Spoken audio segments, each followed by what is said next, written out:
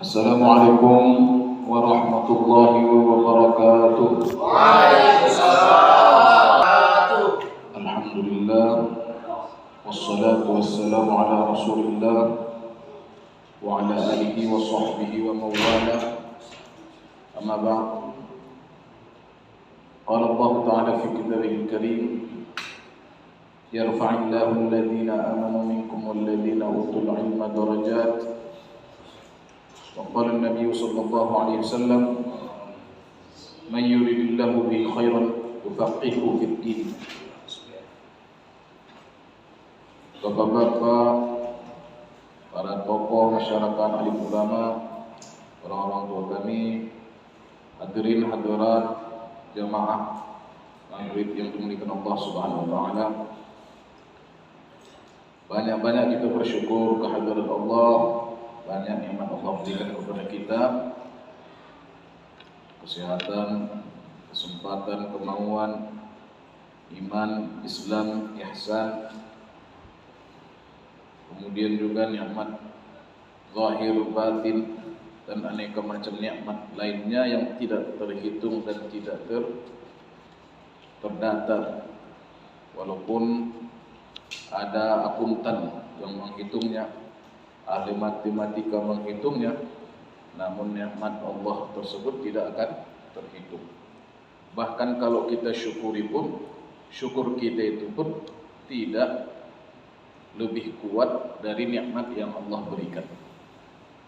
Akhirnya kita hanya berusaha untuk berterima kasih, bersyukur kepada Allah Subhanahu wa taala, walaupun terima kasih kita itu tidak akan sebanding dengan nikmat yang Allah berikan kepada kita. Wa in ta'uddu ni'matallahi la tuhsuha. Kalaupun kamu menghitung-hitung nikmat Allah, kamu tidak akan dapat menghitungnya.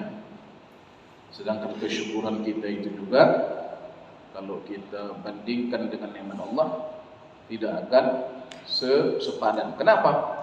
Karena kesyukuran kita tersebut itu adalah juga nikmat Allah. Nah, jadi payah menghitungnya.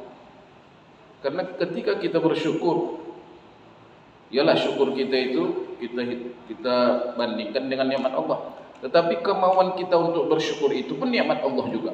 Nah, macam mana pula itu? Makanya tak terhitung-hitung. Makanya oleh karena bersyukur kita kepada Allah, karena kita diberikan kesadaran untuk bersyukur. Ada orang tidak diberikan Allah kesadaran untuk bersyukur.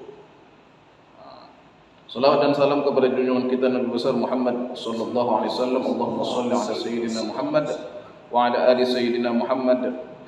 Mudah-mudahan kita dapat menjadikan Rasulullah sebagai suri tauladan kita, ikutan kita, kalau kita berdoa supaya Allah memberikan kepada Nabi Muhammad untuk memberikan syafaat kepada kita pada hari yang tidak berguna, anak, harta dan jabatan, kecuali hati yang sejahtera menghadap kepada Allah Subhanahu wa taala. Bapak-bapak, hadirin jamaah yang dimuliakan Allah, pada malam ini kita akan berbicara mengenai istinja. Mengenai istinja dari kitab Safinatun Najah, mungkin akan kita rangkaikan juga dengan apa yang ditulis oleh Syekh Hasan Al-Kaf dalam kitab At-Taqriratus Sadidah. Ya. Bismillahirrahmanirrahim. Faslun, kalau ada punya bapak-bapak di HP silakan dilihat boleh ya. Tapi jangan yang lain pula nanti lihat. Kitab Safinatun Najah bisa di-download, atau syarahnya Kashifatus Saja. Faslun,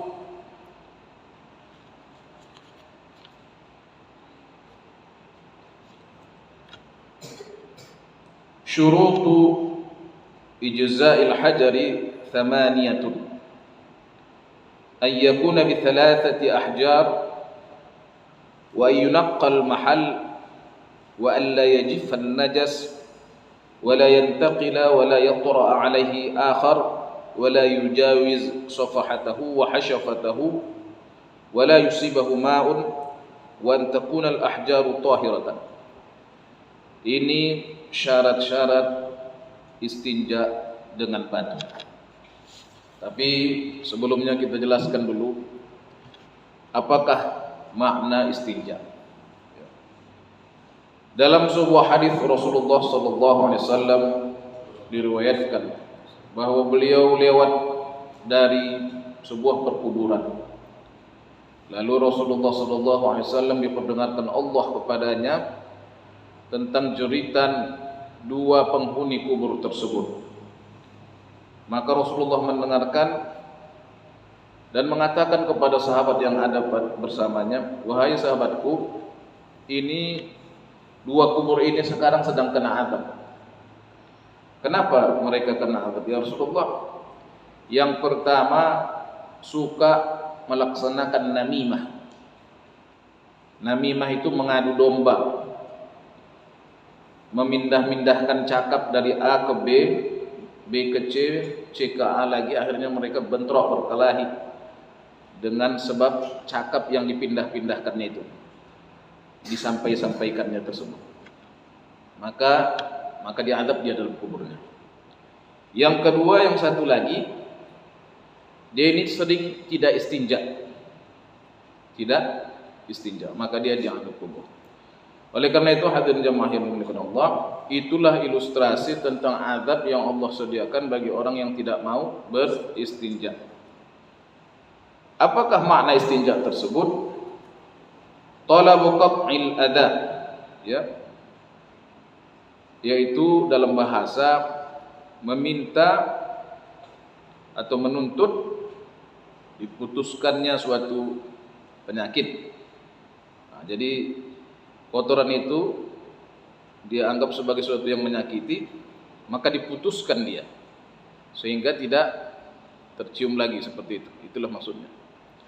Itu pada bahasa. Kalau pada syarak, izalatul kharijin najis, yaitu menghilangkan yang keluar yang sifatnya najis.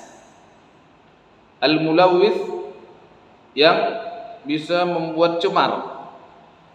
Minal farji, dari faraj. Anil farji, berkaitan dengan faraj. Bima'in au hajarin, dengan menggunakan air ataupun batu. Itu definisi daripada istinja. Maksud minal farji adalah yang keluar itu dari faraj, bukan dari mulut. Nah, kalau dari mulut, kotoran pun dia itu tidak dinamakan istinja, tapi dinamakan muntah. Ya, kita itu dinamakan muntah. Nah, maka menghilangkannya tidak dinamakan istinja. Yang dinamakan istinja adalah menghilangkan najis dari kubul ataupun dari dubur. Kalau dari mulut tidak, dari pusat tidak, dari mana-mana pun tidak. Kemudian dikeluarkan juga kalau najis itu dari selain faraj.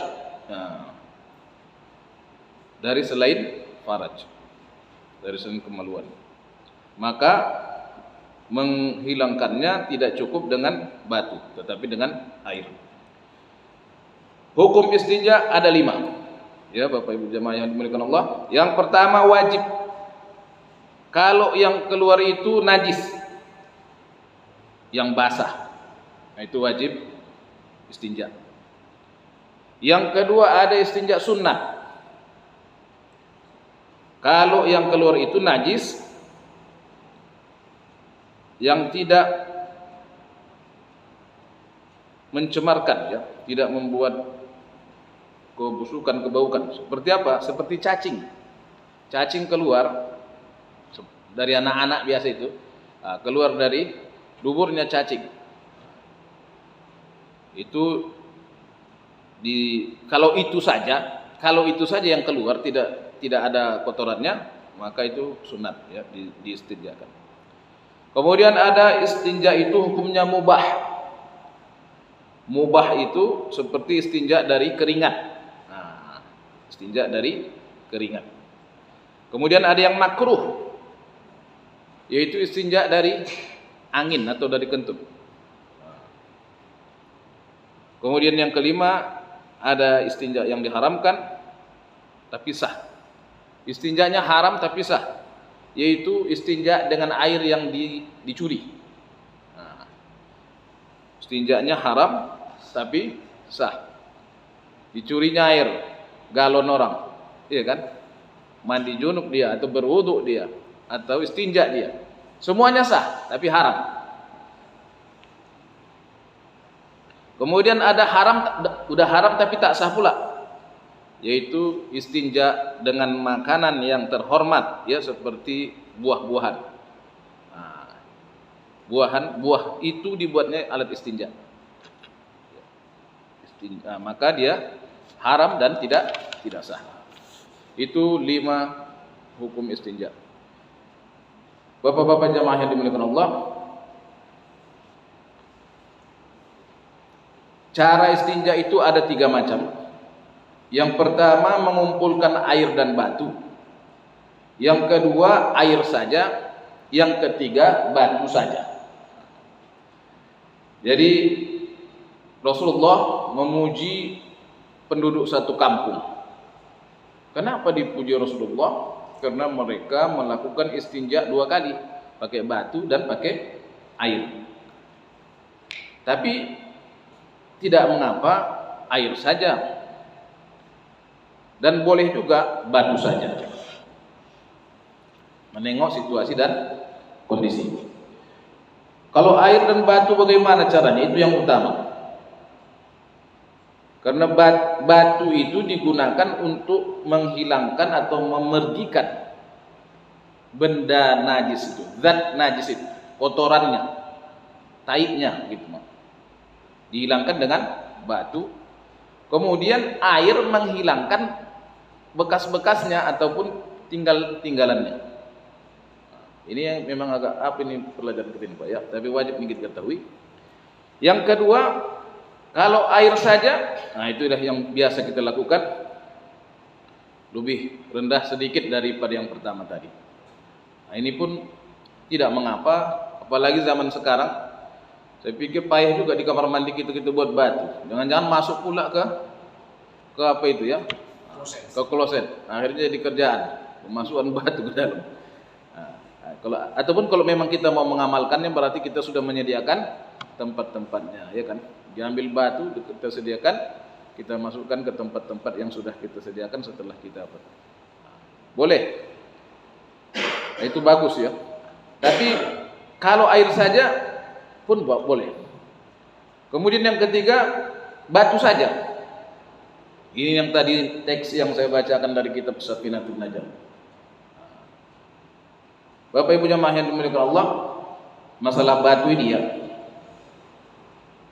ada beberapa poin penting yang harus kita lihat dalam istinja dengan batu tersebut. Yang pertama katanya, batunya itu suci, tidak najis dan tidak mutanajis. Kalau batu pula tak ada yang najis, tapi paling-paling mutanajis ya Pak ya. Saya jelaskan, najis itu tak mungkin disucikan, itulah najis. Tapi kalau mutanajis, sedang kena najis, kalau dicuci bisa menjadi bersih. Itu beda najis sama mutanajis. Nah, jadi misalnya, kotoran kambing itu najis, bukan mutanajis, nggak bisa disucikan. Di sebersih apapun tai kambing tetap najis. Nah, seperti itu. Beda sama kopi luwak. Nah, jadi kopi luwak, misalnya kopi dikasih ke luwak, lalu dimakannya, diseleksinya secara alami dengan rasanya dan seleranya, diseleksinya mana yang terbaik, dimakannya, kemudian rupanya menurut para ahli kopi dikeluarkannya tidak agak-agak utuh begitu ya, tidak habis semua, tidak digiling semua sama giginya, maka keluarlah biji-biji kopi. Nah, itu najis apa mutanajis? Itu mutanajis, bukan najis. Maka bisa dibersihkan. Kalau dibersihkan menjadi suci kembali. Nah, seperti itu. Begitu juga durian yang dimakan gajah. Bulat-bulat dimakannya, tak pandai dia membukanya. Bulat-bulat dimakannya durian itu. Dikeluarkannya lagi. Misalnya. Maka itu namanya mutanajis, bukan najis. Walaupun keluar daripada kotoran gajah, dia tidak hukum seperti hukum kotoran. Tidak seperti hukum tai gajah. Yang pertama yakuna tahiran, bahwa adalah batu itu suci. La najisan, tidak najis dan tidak mutanajis. Yang kedua ayakuna jamidan, batu itu keras. Maka tidak boleh yang cair seperti air war. Jadi begini. Air ini, batu katanya kan, dengan air dengan batu. Batu itu bahasanya simbol. Batu itu adalah simbol saja. Tak harus batu saja. Tapi yang semakna dengan batu pun kalau memenuhi kriteria batu, maka dia bisa menjadi alat istinja. Itu maksudnya. Kriteria yang pertama tadi bahwa adalah dia suci. Yang kedua bahwa adalah dia jamid, benda padat, bukan benda cair. Benda cair tidak bisa dijadikan sebagai alat istinja kecuali air. Nah, jadi dia benda apa tadi? Benda padat. Yang ketiga, ayyakuna qali'an, bahwa dia dapat menanggalkan kotoran. Yang tak dapat menanggalkan kotoran tak boleh. Seperti apa? Seperti kaca, seperti bambu. Nah, bambu tak boleh. Udah tak boleh, tajam pula, takut awak, ya kan? Nah, dia pakai apa? Dia licin. Nah, yang licin tak boleh. Batu pun kalau licin tak boleh. Dia harus kesat. Itu maksud qali'an. Kesat, dia bisa dapat menarik najis tersebut. Kaca tak boleh. Yang keempat ayyakuna ghaira muhtaram, bahwa adalah dia tidak terhormat. Maksudnya tidak benda terhormat, ya. Seperti tulang makanan, tulang binatang yang dimakan, itu tak boleh. Setiap yang dimakan manusia tidak boleh dijadikan sebagai apa namanya? Alat istinja. Begitu juga kertas-kertas yang padanya ada tulisan ilmu, ya, tulisan ilmu. Nah, itu tak boleh.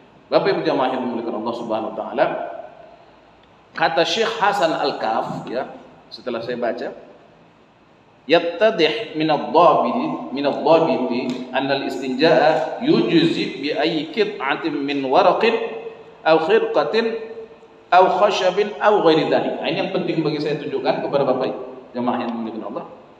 Nyatalah kata Syekh Hasan Al-Kaf, dari dhabit, dari kriteria yang disampaikan, bahwasanya istinja itu boleh, ya, memadak dengan potongan-potongan tisu, perca kain yang tak dipakai lagi, percanya itu, ya, au khashabin, ataupun kayu, ataupun yang lain. Nah, jadi begitu pendapat Syekh Hasan Al-Kaf. Hasan Al-Kaf ini murid daripada Syekh siapa? Nah, ini yang saya sampaikan kemarin, Syekh Zain bin Sumaid, ya. Beliau inilah Syekh Zain bin Ibrahim bin Zain Sumaid. Beliau inilah orang kelahiran di Indonesia, ya. Syekh Zain Sumaid ini lahir di Indonesia, tapi beliau pergi mengembara ke negeri Yaman. Memang keturunan Yaman memang, tapi lahir di Indonesia, kemudian pergi ke Yaman, kemudian meninggal di Madinatul Munawwarah. Nah, sebaliknya pula ada Syekh pengarang kitab kita ini lahir di Yaman, meninggal di Indonesia, seperti itu pengembaraan para ulama. Itu semuanya adalah apanya? Allah Subhanahu wa taala, hikmahnya Allah Subhanahu wa taala. Dibuat para ulama itu mengembara ke sana ke sini untuk mengembangkan agama. Bapak Ibu jemaah yang dimuliakan Allah Subhanahu wa taala. Jadi Syekh Hasan Al-Kaf pengarang kitab ini adalah murid bagi Syekh Zain Sumaid, yang beliau itu adalah ulama Indonesia, kemudian berangkat ke Yaman, kemudian di Madinah dan meninggal di Madinah, menjadi guru bagi ulama-ulama kita yang berangkat atau belajar di Madinatul Munawwarah. Nah, jelaslah, ya, kalau ada 4 perkara itu, Bapak lihat saja, ya. Boleh dengan kayu, Ustaz. Tengok kayunya bersih, kayunya benda padat, bisa menanggalkan, bisa kesat kayunya. Kemudian dia tidak muhtaram. Jangan kayu siwak tak boleh. Kenapa? Karena itu muhtaram untuk siwak. Yang tak muhtaram, maka bolehlah dibuat. Jangan pula kayu nisan ya kan, itu muhtaram, dipakai orang. Rehal Al-Quran jangan dibuat. Kenapa? Itu muhtaram, itu tempat Al-Quran.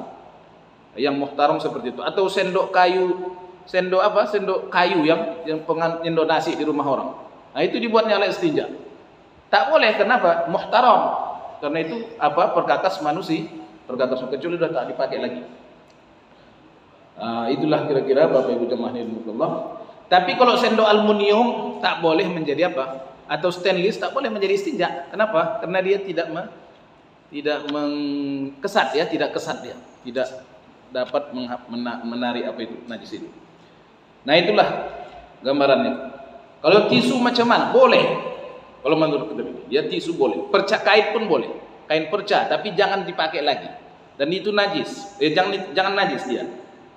Pastikan bahwa perca itu bersih. Boleh dijadikan sebagai alat istinja semakna dengan batu. Semakna dengan batu. Jadi batu itu bahasa simbol.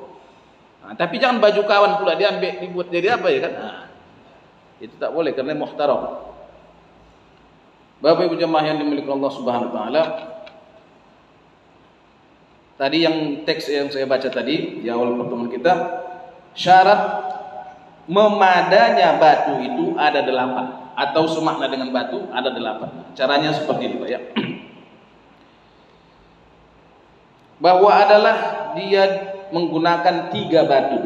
Ini hadis Rasulullah SAW bahwa istinja itu dengan 3 batu. Satu pun Ustaz udah bersih, tak boleh, harus 3. Karena Rasul mengatakan 3 batu. Tapi 3 tak bersih juga Ustaz, buat jadi 5. Tak bersih 5, buat 7. Utamakan ganjil dari genap. Utamakan yang ganjil dari yang genap. Tak bisa 7, 9 batu. Kalau tak bisa juga tak usah lagi pakai batu. Pakai apalah? Pakai air. Nanti rusak nanti apa gitu. Iya kan?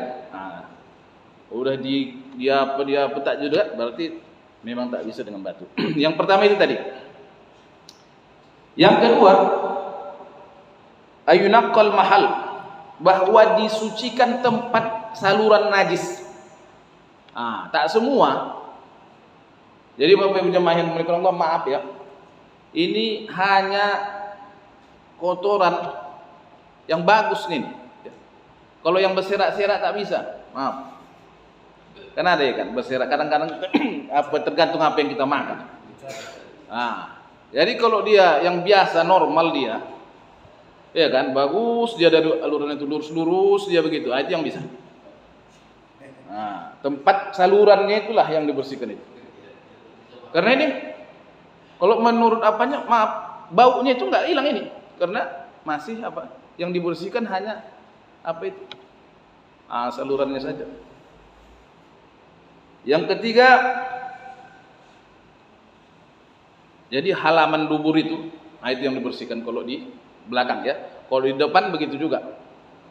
Jadi kalau maaf ya, kalau kencing orang yang berselepotan, kan ada itu Pak ya. Maaf ya kan, ada kesana ke sini, ada ke Medan, ada ke Jakarta gitu. Tak lurus dia, tak bisa ini pakai pakai batu. Jadi ini yang sehat-sehat aja ini yang bisa nih. Kemudian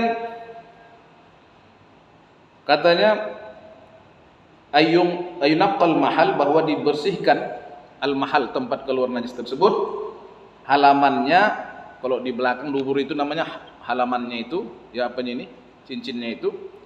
Kalau di depan hasyafahnya, yaitu tempat lubang keluar itu pipis. Kalau perempuan kemaluannya yang nyata ya, yang jelas. Yang di dalam-dalam tak usah. Itu maksudnya. Kemudian pembersihan itu dengan 3 sapuan. Jadi satu batu itu dibuat 3 sapuan.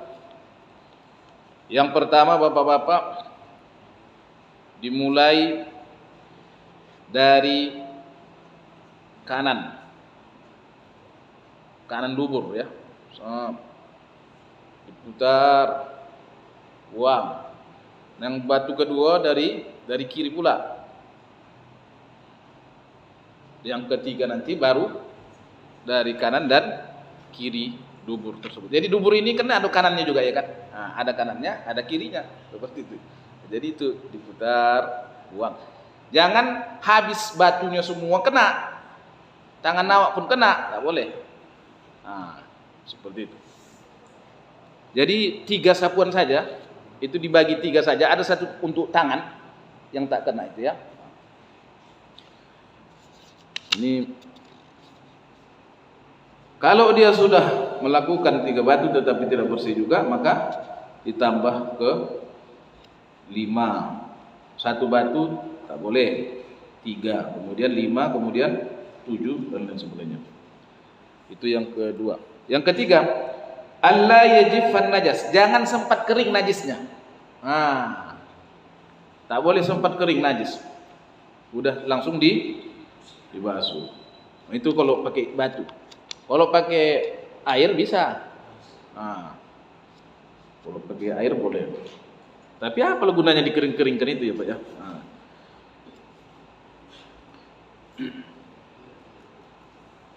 Kemudian alla yantaqil, jangan sempat pindah najisnya. Jangan sempat pindah. Nah, di situ dia, situlah. Nah, artinya jangan sempat gigi dia mengalir ke tempat yang lain seperti itu. Kalau udah sempat mengalir ke bagian badan kita, ya kan, maaf ke mana namanya itu ya? Ke dia samping inilah. Ini dubur, kemudian ke pangkal paha-paha sini ini. Ah, tak boleh lagi pakai apa? Pakai batu. Yang boleh pakai batu di duburnya ini saja. Kotoran itu masih di dubur itu. Itulah yang dibersihkan. Kalau udah menyerak dia, maaf menceret, kan, kena sini, tak boleh pakai batu. Jangan kena badan, tapi di situ aja dia.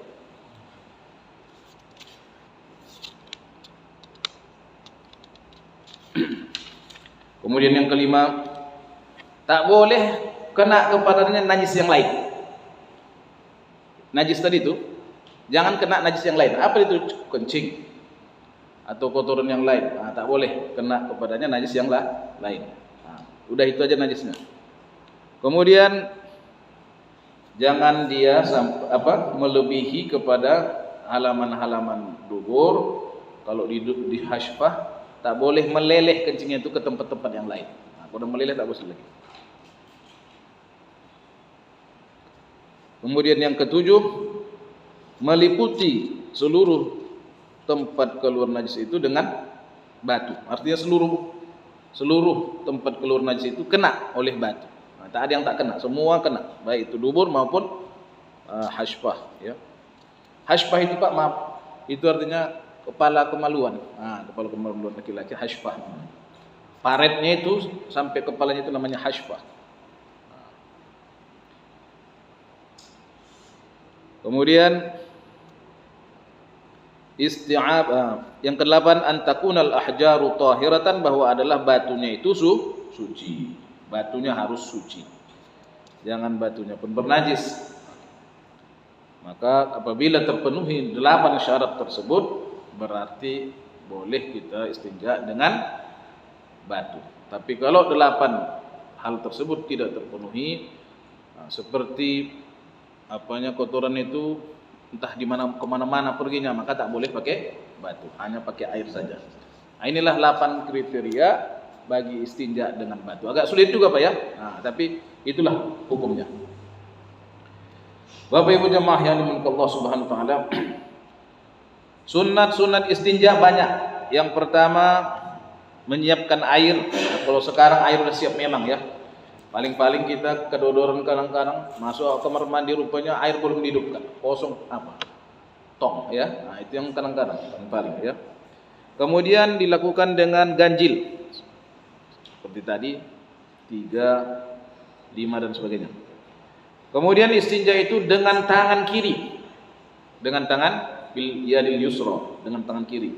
Jangan pakai tangan kanan, karena itu adalah memang spesial untuk istinja. Kemudian yang keempat, gunakanlah jari tengah, ya, jari tengah untuk dubur. apabila kita istinja dengan air. Jari tengah, maaf Pak ya. Jari tengah kita lah yang kita masukkan ke ataupun kita ke daerah dubur tersebut. Jari tengah. Yang kelima, bahwa dia mengambil kemaluannya di antara dua jarinya, yaitu telunjuk dan jari tengah. Begini kira-kira seperti itu ya. Macam orang merokok, telunjuk dan jari tengah pakai tangan kiri.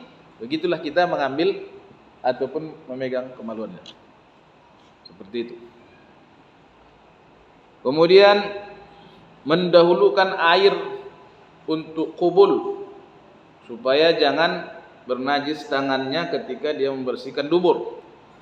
Tentunya orang buang air besar, ada muka, ada belakang. Mana dulukan? Dulukan yang depan. Supaya nanti ketika kita menyiram ke depan, ke belakang, yang depan tidak kena seperti itu.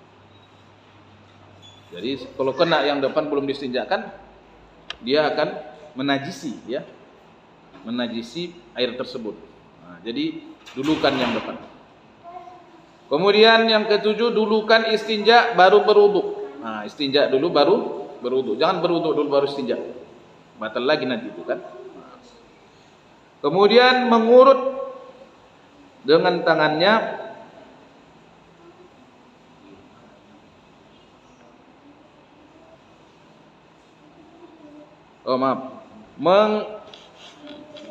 menggosok-gosokkan tangannya ke bumi ya. Ke bumi atau ke lantai ya. Setelah apa tadi? Setelah istinja digosok-gosokkan tangan ke lantai atau ke bumi. Kemudian baru dibersihkan kata. Wa ghusluha, baru dicuci sesudah itu. Yang kesembilan, Bapak Ibu jamaah rahimakumullah, nathu farjihi wa izarihi bil ma', merenjiskan ya kemaluannya dan kainnya dengan air. Jadi setelah kita apa tadi direnjiskan lagi atau dipercikkan air lagi ke kemaluan kita, itu jangan dipegang. Kemudian juga kepada kain kita. Seperti itu. Kemudian berdoa ya, Allahumma tahhir qalbi minan nifaqi wa hassin farji minal fawahish. Ya Allah, sucikan hatiku dari kemunafikan dan bentengi kemaluanku daripada hal-hal yang bersifat keji. Itulah doa kita ketika kita melaksanakan istinja. Bapak Ibu jamaah hadirin hadirat yang dimuliakan Allah Subhanahu wa taala, ada beberapa adab juga dalam qada hajat. Pertama katanya memakai 2 sendal, biasa kita itu Pak ya. Kemudian menutup kepala. Bagus ini menutup kepala ini. Jadi menutup kepala itu sunnah ya. Jadi kita pakai peci atau pakai penutup lah, tak harus peci ya, jangan peci pula. Apa kita buat misalnya anduk atau apa, kita tutupkan ke kepala kita sewaktu kita berada di kamar mandi. Di WC maksudnya. Kemudian zikir. Allahumma inni a'udzubika minal khubuthi wal khaba'its wa minar rijsin najis ya. Khubuthi wal khaba'its ini adalah berlindung kita kepada Allah dari setan yang kotor ya. Baik itu setan betina maupun setan jantan kata seperti itu. Kemudian mendahulukan kaki kiri ketika masuk, mendahulukan kaki kanan ketika keluar. Jangan membawa zikrullah. Tulisan-tulisan Allah. Ada tulisan di cincin orang, tulisan Allah, Muhammad, jangan dibawa. Atau sesuatu yang besar diagungkan seperti nama Nabi, tak boleh. Kalau nama Presiden Amerika tak apa-apa ya. Begitu juga kitab-kitab ilmiah tak boleh dibawa ke kamar mandi. Begitu juga nama-nama ulama tak boleh. Kalau terjadi kelupaan, masuk dia ada cincin di dalam tangan, di tangan tulisan Allah, maka dia memasukkannya. Jadi dimasukkan dia. Kalau masih bisa keluar silakan keluar. Kalau tak bisa lagi keluar, udah di tengah jalan. Bagaimana kita lakukan? Itu kita katanya kita sembunyikan. Ada di kantong boleh. Kalau ada kantong, kalau tak ada kantong, kita tutup seperti itu. Kalau tak ada di ketiak dan lain sebagainya. Pokoknya jangan terbuka dia. Atau penghabisannya ditutupkan dengan kain, walaupun di kamar mandi. Jangan terbuka dia. Begitu juga ada yang boleh juga dimasukkan ke dalam kantong, ke dalam mulut dan lain sebagainya. Pokoknya di dalam tertutup. Berarti kalau kita lagi bawa Quran, kadang-kadang kan saat di jalan apa, bawa di tas atau apa, kita kamar mandi kan tidak ada nitip sama orang di luar tuh. Iya. Kalau di dalam tas berarti boleh kita bawa ke kan masuk. Iya. Masuk ke kantong gitu. Itu sebetulnya tak boleh dibawa. Jangan dibawa. Tapi kalau terlupa, ini tadi udah masuk, udah kadung masuk, tapi tak bisa keluar. Kalau mungkin bisa tadi keluar, masih disuruh keluar. Masuk Ustaz kan? Begitu masuk, bawa Al-Quran, keluar lagi balik. Keluarkan, taruh dia kan di luar, baru. Tapi kalau sudah kadung, tak bisa lagi diapa, barulah dihukum menyembunyikan itu. Udah. Nah, seperti itu. Yang utamanya tidak boleh memasukkannya. Seperti itu. Kemudian Bapak Ibu jemaah milik Allah, duduk, jangan berdiri ya. Kemudian jangan berbicara, Allah yatakallam. Jangan berbicara. Nah, ini yang kadang-kadang ya kan. Ada ayahnya dalam kamar mandi, datang anaknya, "Ya, mana jajan ya? Ambillah di situ." "Mana ya?" Habis tak jadi-jadi. Gara-gara apa? Gara-gara itu tadi, ya. Berbicara soal kamar mandi. Tak boleh. Kemudian Bapak Ibu jemaah yang jangan melihat ke langit, jangan melihat ke atas, dan jangan melihat ke bawah, dan jangan melihat kepada kemaluannya, dan jangan melihat kepada apa yang keluar dari duburnya dan kemaluannya. Jangan menengok-tengoknya seperti itu, tak boleh. Kesal pula dia. Inilah sate yang kumakan tadi itu kepikirnya. Apa ya? Tak boleh ya. Iya Pak. Kalau misalnya kita istinja tadi ini buang air kecil ya kan? Iya Pak. Misalnya ini kayak di kebun atau kita membuat Di ladang. kebun ya kan? Iya. Bekal habis. Iya. Air minum habis. Iya. Ya kan? Air nggak ada. Iya. Batu tak ada. Iya. Nah, sementara kita kan tak mungkin istinja. Iya. Nah, jadi dipakai daun-daunan itu diperlukan. Itu tadi Pak. Jadi daun itu, daun pertama dia menanggalkan najis, ya. Kemudian dia tidak terhormat, ya. Kemudian dia tidak benda apa? Kemudian dia kesat, ya. Iya. Kemudian dia tidak terhormat, tidak dimakan. Asalkan jangan daun ubi, karena daun ubi dimakan manusia kan gitu ya. Kalau seperti itu boleh. Tapi jangan berulang-ulang Pak ya. Ini misalnya kan pemakaian pun seperti ini. Ini maaf ini ya. Ini dia. Diambilnya dipakainya lagi situ juga bukan. Sekali udah lepas. Ya mana yang belum kena ini itu yang boleh kita Pak. Sekali ke sini, sekali sini buang. Sekali ke sini, jangan sini. Tak boleh. Udah tahap itu. Seperti itu. Iya Pak. Saya pernah masuk ke kamar mandi. Iya Pak. Mau istinja ya. Iya Pak. Rupanya pas mau udah selesai istinja, rupanya air mati Pak ya. Enggak ada air. Iya. Ada macam Itu tadi. Jadi ada apa-apa ada di situ. Iya. Jadi kalau memang tak ada,